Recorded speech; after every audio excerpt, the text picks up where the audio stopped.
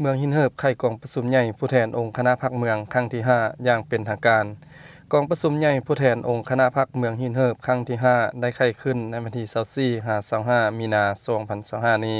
โดยการเข้าร่วมของสหายคำพันธ์สิทธิดำพากรรมการศูนย์กลางพรรคเลขาพรรคแขวงเจ้าแขวงเวียงจันทน์มีสหายกงจันทน์พันธมิตรกรรมการพรรคแขวงเลขาพรรคเมืองเจ้าเมืองหินเหิบมีการนำขั้นแขวงคณะชี้นำการกะเกี่ยมกองประชุมใหญ่พร้อมด้วยแขกทึกเชิญและผู้แทนสมบูรณ์เข้าร่วมทั้งหมด129สหายหญิง17สหายซึ่งเป็นตัวแทนให้แก่สมาชิกพรรคในทั่วเมืองจำนวน 1,542 สหายหญิง377สหายสหายกงจันทน์พันธมิตรกรรมการพรรคแขวงเลขาพรรคเมืองเจ้าเมืองหินเหิบได้กล่าวเปิดกองประชุมว่ากองประชุมใหญ่ครั้งนี้เพื่อตีราคาคืนผลสำเร็จในการนำพาชี้นำตลอดระยะ5ปีผ่านมาซึ่งเมืองหินเหิบได้เอาใจใส่จัดตั้งปฏิบัติมติกองประชุมใหญ่ครั้งที่11ของพรรคมติกองประชุมใหญ่ครั้งที่6ขององค์คณะพรรคแขวงเวียงจันทน์และมติกองประชุมใหญ่ครั้งที่4ขององค์คณะพรรคเมืองหินเหิบติดพันกับการกะเกี่ยมและดำเนินกองประชุมใหญ่3ขั้นของพรรคอย่างเป็นขบวนกว้างขวาง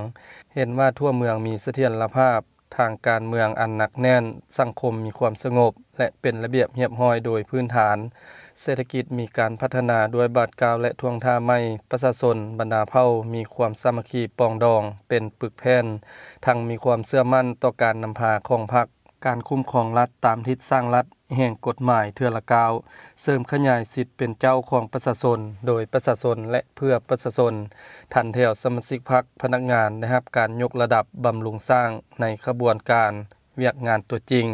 ฐานะบทบาทและอิทธิพลขององค์คณะพรรคเมืองได้รับการเสริฐสูงขึ้นสามารถนำพาเมืองหินเหิบพัฒนาไปสู่จุดหมายที่วางไว้สหายเลขาพรรคเมืองกล่าวอีกว่าสำหรับกองประชุมใหญ่ครั้งที่5นี้แม่นมีหน้าที่ค้นคว้าและรับรองเอาบทรายงานการเมืองขององค์คณะพรรคเมืองและแผนพัฒนาเศรษฐกิจสังคม5ปีครั้งที่5